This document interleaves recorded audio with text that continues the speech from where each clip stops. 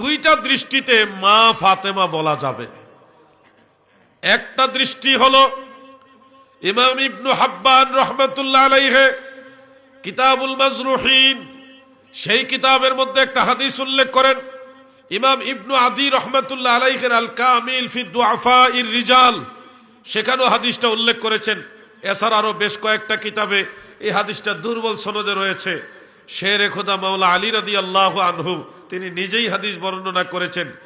ক্বালা রাসূলুল্লাহি সাল্লাল্লাহু আলাইহি ওয়াসাল্লাম হাক্কু আলিয়্যিন আলাল মুসলিমিনা কাহাক্কিল ওয়ালিদি আলা ওয়ালাদিহি।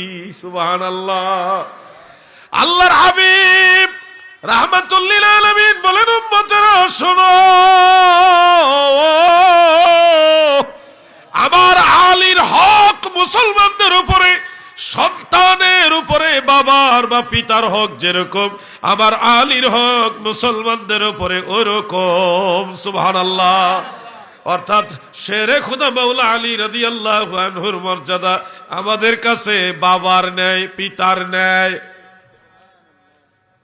তাহলে পিতার ন্যায় যদি মাওলা আলী হয়, তিনার স্ত্রী কি এর ন্যায়? মায়ের ন্যায়। এই হাদিস দেখে বোঝা যায় আপনি চাইলে মা ফাতেমা বলতে পারবেন।